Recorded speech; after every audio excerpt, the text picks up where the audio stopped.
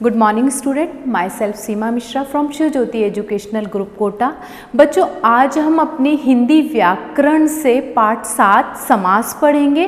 तो बच्चों, हम अपनी बुक ओपन करते हैं और बुक के अंदर पाठ 7 समास, उसके बारे में मैं आपको बताती हूँ। तो आप सभी अपनी बुक ओपन रखेंगे बच्चों। बुक के अंदर पेज नंबर आपका दिया गया है 50, जिसके अंदर पाठ 7 समास के बारे में हम जानेंगे। सबसे पहले तो बच्चों मैं आपको बता दूं कि समास का मीनिंग या अर्थ क्या होता है। किसी भी चीज़ को जो बड़ी होती है उसको जब हम छोटा करते हैं तो उसे संक्षिप्तीकरण या संक्षिप्त कहा जाता है, उसे हम समास कहेंगे। कैसे, हम देखते हैं बच्चों कि आप अपनी बुक में देखेंगे समास का अर्थ है छोटा करना या संक्षिप्त करना, यानी कि छोटा करना किसी भी, यानी यहाँ जो दिया गया है भाषा में जब अनेक शब्दों को मिलाकर और उन्हें संक्षिप्त करके एक शब्द बनाते हैं तो उसे समास कहते हैं। यानी कि भाषा के अनेक शब्दों को जब हम छोटा करते हैं तो उसे हम समास कहते हैं। तो जानते हैं बच्चों समास के बारे में। सबसे पहले आप देखिए, आपकी ही बुक में परिभाषा दी गई है, उस परिभाषा को हम जानते हैं। परिभाषा है आपकी, परस्पर संबंध रखने वाले दो या दो से अधिक पदों के मेल से नया शब्द बनने की प्रक्रिया को समास कहते हैं। यानी कि दो या दो से अधिक शब्दों के मेल से जब एक नया शब्द बनता है तो उसे हम समास कहते हैं। उदाहरण के तौर पे हम जानते हैं, सबसे पहले हम उदाहरण देखते हैं बच्चों कि उदाहरण यहाँ क्या दिया गया है। हम लेते हैं सबसे पहले, यहाँ हमने लिया है, सबसे पहले हम शब्द ले रहे हैं। आप देखेंगे अपनी बुक में दिया गया है आपको सत्याग्रह। तो यहाँ जो शब्द दिया गया है हमें सत्याग्रह, यहाँ बच्चों ये एक शब्द हमें दिया गया है और इसे हम क्या बोलेंगे, इसे हम समस्त पद, यानी कि आप सब समास द्वारा बने शब्द को समासिक पद या समस्त पद बोला जाता है। लेकिन जब हम इसका विग्रह करते हैं, यानी विग्रह करने का मतलब जब हम इसे खोलते हैं या इसको खोलकर लिखते हैं तब वह समास विग्रह कहलाता है। अभी ये एक समस्त पद है और जब हम इसको खोलेंगे तो ये बन जाएगा समास विग्रह। तो सत्याग्रह शब्द से जब इसका हमने विग्रह किया, ये है समासिक पद, तो हम इसका विग्रह करते हैं सत्य के लिए, सत्य के लिए आग्रह। तो यहां बच्चों क्या दिया गया है, यहाँ हमें समस्त पद के बाद हमने जब इसका विग्रह किया तो ये हो गया सत्य के लिए आग्रह और ये कहलाता है समास विग्रह। ये हमारा है समास विग्रह। आगे हम जानते हैं बच्चों, ऐसे ही एक और उदाहरण ले लेते हैं, जैसे चौराहा।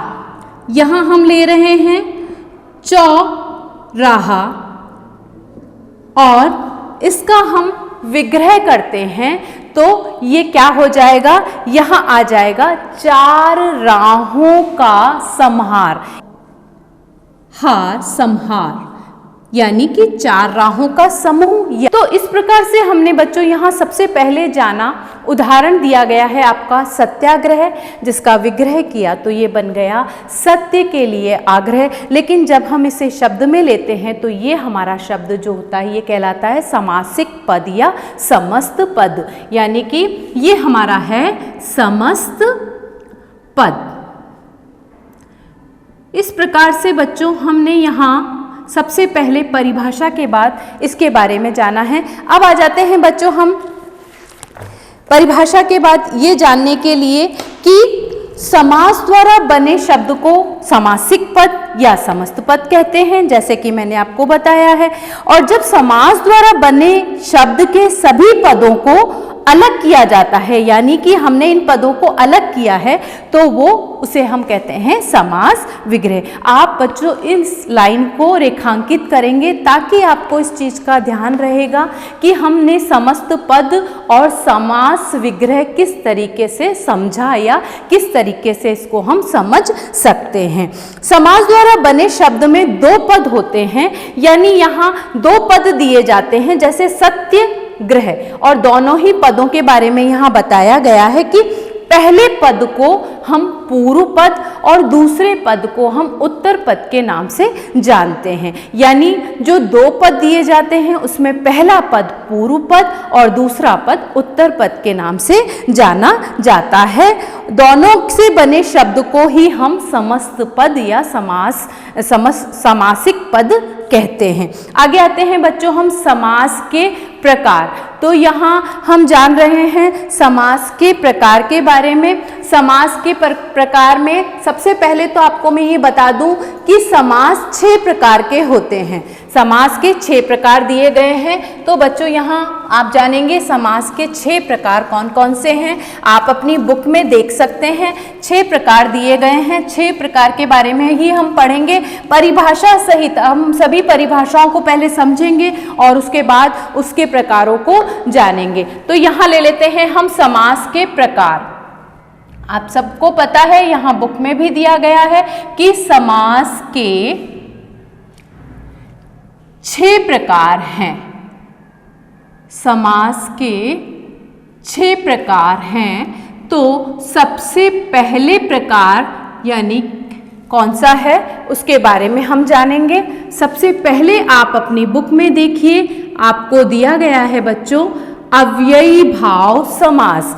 यहाँ जो अव्ययी भाव समास दिया गया है वो हमारा क्या है, वो नंबर 1 पे दिया गया है, अव्ययी भाव समास।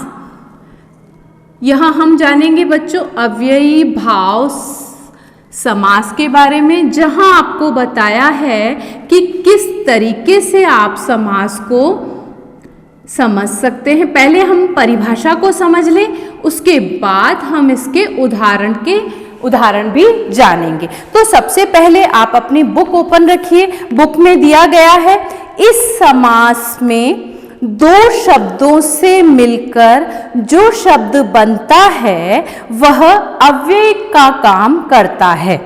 इसका पहला पद, यहाँ 2 पद है, पहला पद क्या है, प्रधान होता है और वह अधिकतर अव्यय होता है। पहला पद प्रधान भी होता है और अव्यय होता है। साथ ही एक और चीज, जब भी शब्दों की पुनरुक्ति होती है, यानी शब्द जब 2 बार आते हैं उस समय हम अव्ययी भाव समास का प्रयोग करते हैं, यानी कि वहां पर हमारा अव्ययी भाव समास आता है। तो हम उदाहरण से जानते हैं कौन कौन से यहाँ उदाहरण दिए गए हैं, उसके अनुसार हम पढ़ते हैं कि हमें किस तरीके से समझना है। तो मैं आपको उदाहरण बता रही हूँ बच्चों। उदाहरण में आप देखेंगे कि अव्ययी भाव समास को समझने के लिए हम एक उदाहरण ले लेते हैं, आजीवन। आजीवन, यहाँ बच्चों आ क्या है, ये अव्यय है, और जीवन यहाँ प्रथम पद द्वितीय पद, यानी कि पूर्व पद और उत्तर पद, 2 शब्द 2 मेल बताए गए हैं, 2 पदों का मेल है। और आ हमारा क्या है, अव्यय है, और इससे बनने वाला जो शब्द हो गया ये है आजीवन। और जब हम इसका क्या करते हैं, विग्रह करते हैं, तो ये बन जाता है जीवन भर। जीवन भर। और इस तरीके से हमने दोनों ही पदों का जब आपस में मेल से विग्रह किया तो ये शब्द बन गया जीवन भर। यहाँ उत्तर पद और पूर्व पद दोनों दिए गए हैं। एक और हम ले लेते हैं, जैसे रातों रात। अभी मैंने आपको बताया भी था कि जहाँ रातों रात जहाँ शब्दों की पुनरुक्ति होती है यानी दोहराए जाते हैं, वहाँ हम अव्ययी भाव समास का प्रयोग करते हैं। तो यहाँ बन गया आपका रातों रात, यानी कि रात ही रात में। कोई काम होता है रात ही रात में, हम बोलते हैं ना ये काम हमने तो पूरा रात ही रात में पूरा कर लिया या खत्म कर दिया, तो यहाँ हो गया रात ही रात में। शब्दों की पुनरुक्ति के कारण ये हमारा अव्ययी भाव समास कहलाएगा। अब बच्चों यहाँ आपको बहुत सारे उदाहरण दिए गए हैं, आप इन सभी उदाहरण को देखेंगे और लिखकर अभ्यास करेंगे तो आपको ये सारे उदाहरण समझ में आएंगे। जैसे यथा विधि यानी विधि के अनुसार, दो पद दिए गए हैं, यथा यानी अव्यय दिया गया है, विधि यानी शब्द के साथ में, तो क्या बन गया ये विधि के अनुसार। उसी प्रकार आपको यथोचित, सादर, अजन्म, बेखटके, यहाँ जितने भी आपको शब्द दिए गए हैं इन शब्दों का आप एक बार अभ्यास करेंगे ताकि आपको ये समास का जो नंबर 1 पर दिया गया है अव्ययी भाव समास पूर्ण रूप से समझ आ सके। आगे बढ़ते हैं बच्चों, हम दूसरे समास पर जाते हैं। दूसरे समास में हमारा दिया गया है आपको यहाँ पर तत्पुरुष समास। अच्छा बच्चों, तत्पुरुष समास को पढ़ने से पहले मैं आपको समझा दूं कि इससे पहले हमने पाठ पढ़ा था, पाठ 11 कारक, आप सबको याद है कारक हमने पढ़ लिया है। तो तत्पुरुष समास को समझने से पहले मैं आपको बताऊं कि कारक में आपने जाना था कारक के कितने भेद होते हैं, आप सबको याद होगा कारक के 8 भेद होते हैं। तो यहाँ हम तत्पुरुष समास में कारक के द्वारा ही समझेंगे कि किस तरीके से हम उन भेदों का प्रयोग करते हैं। तो यहाँ हम ले लेते हैं बच्चों तत्पुरुष समास। तत्पुरुष समास में हम किस तरीके से कारक चिन्हों का प्रयोग करते हैं उसको जानेंगे बच्चों। और आपको मैं बता दूं कि यहाँ तत्पुरुष समास में हम कारक के कितने, तत्पुरुष समास में हम कारक के 6 प्रकारों का यानी 6 जो चिन्ह दिए जाते हैं उनका प्रयोग करेंगे। कर्ता और संबोधन कारक को छोड़कर 6 चिन्ह जो हमारे कारक के दिए गए हैं उनका प्रयोग हम किस में करते हैं, हम तत्पुरुष समास में करते हैं। तो आप अपनी बुक ओपन रखिए, बुक में पेज नंबर 51 देखिए। यहाँ पर आपको सबसे पहले परिभाषा रेखांकित करनी है।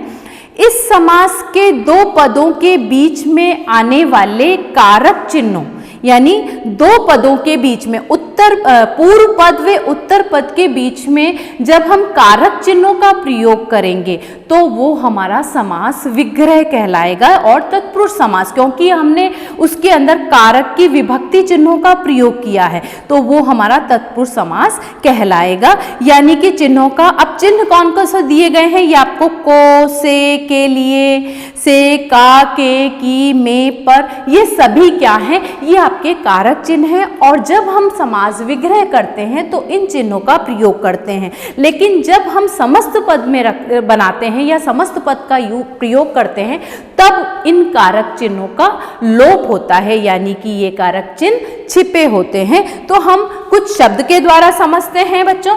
यहाँ हमारा दिया गया है उदाहरण, देखते हैं हम। उदाहरण में आपको यहाँ दिया गया है, आप अपनी ही बुक में ही देखिए बच्चों, यहाँ दिया गया है। सबसे पहले हम ले लेते हैं रसोई घर। आपको ये शब्द दिख रहा होगा रसोई घर। तो जब ये समस्त पद के रूप में प्रयोग किया जाता है तब यहाँ कारक चिन्ह का लोप होता है, यानी छिपा हुआ होता है, दिखाई नहीं देता। लेकिन जब हम इसका विग्रह करते हैं तब ये हमारा क्या बन जाता है, रसोई के लिए। अब यहाँ हमने किसका प्रयोग किया है? यहाँ हमने कारक चिन्ह का प्रयोग किया है। रसोई के लिए घर, यहाँ बच्चों के लिए जो आ रहा है ये हमारा कारक चिन्ह है और कारक चिन्ह के द्वारा हमने इसका क्या किया है? समास विग्रह किया है। रसोई घर, रसोई के लिए घर। इसी प्रकार और देख लेते हैं, जैसे हम ले लेते हैं राजसभा। राजसभा, तो यहाँ आप देख रहे हैं राजसभा शब्द दिया गया है और हम इसका विग्रह करेंगे। जब हम इसका विग्रह करते हैं तो ये यहाँ बन जाएगा राजा की सभा। यहाँ क्या बन गया? हमने इसका समास विग्रह किया तो ये बन गया राजा की सभा। तो यहाँ हमने किसका प्रयोग किया? यहाँ हमने कारक चिन्ह का प्रयोग किया की। तो इस तरीके से आप यहाँ कारक चिन्हों का प्रयोग करके तत्पुरुष समास को क्या कर सकते हैं? समास के समस्त पदों का विग्रह कर सकते हैं। आपको यहाँ बहुत सारे उदाहरण दिए गए हैं, आप सभी उदाहरणों का एक बार अभ्यास करेंगे ताकि आपको ये समझ में आए कि कहाँ किन चिन्हों का प्रयोग किया जाता है। क्योंकि जैसे यहाँ दिया गया है एक शब्द है भयभीत और हमने इसका जब विग्रह किया तो ये बन गया भय से भीत, यानी भय यानी डर से, डर के कारण या डर से। तो यहाँ इसी तरीके से सर्वप्रिय, सबको प्रिय या सबका प्रिय, ये जो कारक चिन्ह हैं उनके द्वारा हम इनका क्या करते हैं? विग्रह करते हैं।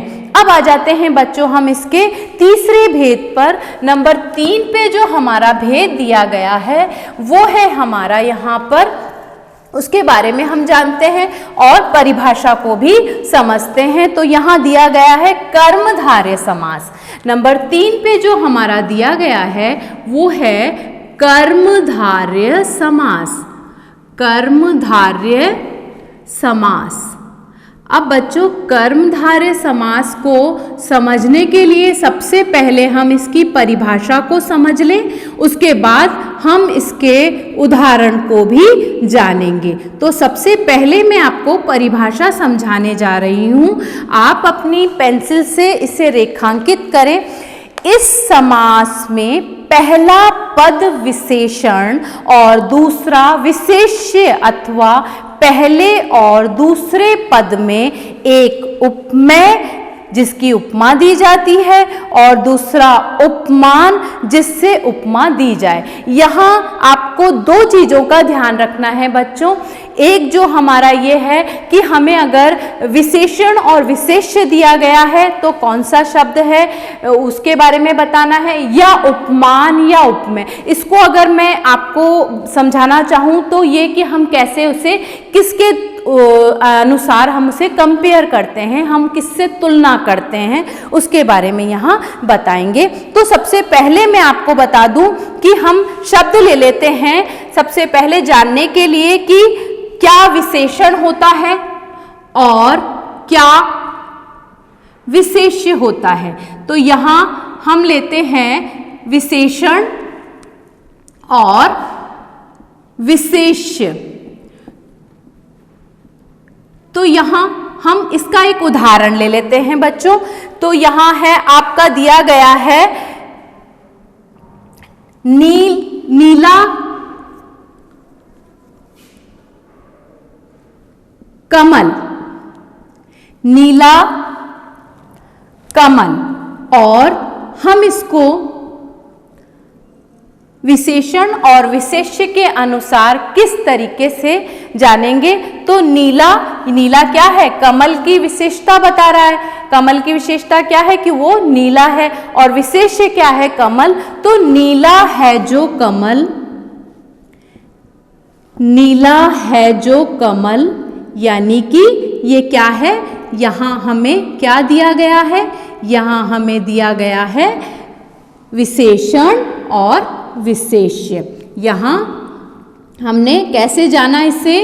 ये हमें बता रहा है कि कैसे हम उसकी विशेषता को बता सकते हैं और किसकी विशेषता बताई जा रही है उसको हम समझ सकते हैं। तो नीला है जो कमल, यहाँ क्या दिया गया है, नीला क्या है, कमल की विशेषता होने के कारण विशेषण हो गया। और कमल क्या है, कमल की जिसकी विशेषता बताई जा रही है वह विशेष्य हो गया। इसी प्रकार से हम एक और उदाहरण देख लेते हैं। उपमान और उपमेय से जुड़ा हुआ होने के कारण आपको बता दूं कि ये दोनों ही इस समास के अंदर आता है। तो हम ले लेते हैं एक और उदाहरण देख लेते हैं। जैसे आपका यहाँ दिया हुआ है मुखचंद्र, आपको शब्द दिया है मुखचंद्र यहाँ, तो हम इसको क्या करेंगे, इसका हम विग्रह करते हैं। तो ये शब्द बन गया चंद्रमा के समान, यहाँ शब्द बना चंद्रमा के समान, चंद्रमा के समान मुख, मुख का मतलब चेहरा, मुख।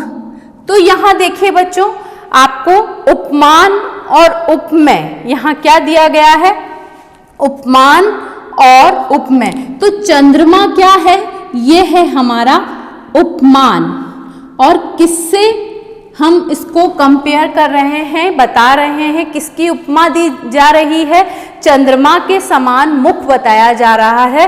तो ये हो गया, मुख को क्या कहा गया है, उपमेय। तो इस तरीके से जब हम किसी से कंपेयर करते हैं या किसी की तुलना करते हैं तो वहाँ होता है उपमान और उपमेय, यानी कि चंद्रमा के समान मुख। तो यहाँ हमने इस कर्मधारय समास में जाना कि किस तरीके से हम दोनों चीज़ों को यहाँ क्या करेंगे,